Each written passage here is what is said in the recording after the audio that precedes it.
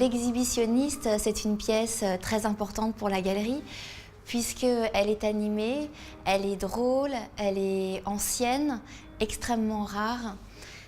J'ai eu la chance de l'acquérir en fait auprès d'un collectionneur belge. Je vais l'activer. Voilà, je vous laisse observer. Je le trouve très gracieux. Son petit hochement de tête, son grand sourire. Ouais, il est ravissant. Enfin, c'est un automate en plus d'une taille exceptionnelle, manifestement d'origine anglaise. Voilà, The Exhibitionist, put a penny in the slot, press the button and receive a shock. Voilà. Je vous laisse admirer.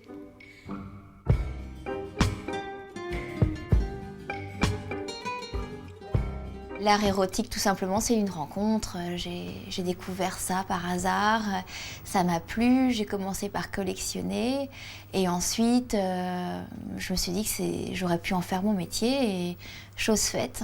J'essaie de profiter un maximum de la vie et de partager ma passion, voilà, c'était l'idée. Pour la tradition catholique, on a un exemple typique ici, où j'en ai encore d'autres, hein, des objets justement. Là, cette pièce-ci, c'est une pièce donc, qui date du XVIIe, fin XVIIe, qui représente une femme nue, ce qui est déjà exceptionnel pour l'époque. Voilà. Ensuite, au XIXe, déjà c'était interdit à l'époque, donc c'était manifestement quelqu'un de très important qui possédait cette pièce-là et qui en avait fait la commande. Ensuite, au XIXe, sous la pression justement de la religion catholique, ou même protestante, hein, ça a été fermé, voilà, embastillé. Voilà, un petit cabinet à glissière, le cabinet de Barbe Bleue. Voici, avec un bien verrouillé.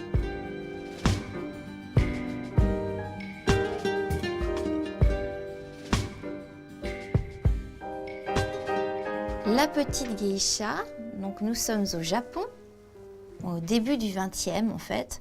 Elle est dans des matériaux très précieux, ivoire et buis, une très jolie façon de sculpture. Et en fait, donc voilà, elle a l'air légèrement gênée. Et quand on ouvre ici, hop, voilà, des voiles insexes. En tout cas, c'est vraiment très gracieux. C'est très subtil. L'érotisme au Japon est vraiment fort dans la suggestion, mais en même temps, une exécution d'une précision, d'une très grande beauté, ce qui permet justement la crudité parfois du propos. Ici, je défends l'art érotique, donc quelque chose qui me semble, est mon propre art érotique, c'est mon petit musée de l'art érotique. J'estime que les pièces qui sont ici ne sont pas pornographiques, mais cependant, elles peuvent heurter la sensibilité d'une personne. Ça, je ne suis pas responsable. Mais toutes les pièces ici, ce sont des coups de cœur, pour ma part. Mais en tout cas, l'art érotique doit pour moi toujours être extrêmement raffiné. Voilà. Et plus on va dans la suggestion, plus les images sont fortes en intensité sexuelle, plus la qualité artistique doit être développée. Et là, tout est défendable. N'importe quelle scène, par exemple, voilà, Courbet, l'origine du monde, un sexe de femme ouvert, c'est de l'art. Ici, voilà, un bassin de femmes qui est vraiment superbe. Elle a des formes, elle a un petit ventre, elle a un petit peu de graisse sur les cuisses. Et je pense que je suis pour la réhabilitation des formes un peu plus amples et plus souples. Voilà, donc c'est pour ça que cette pièce, je l'adore.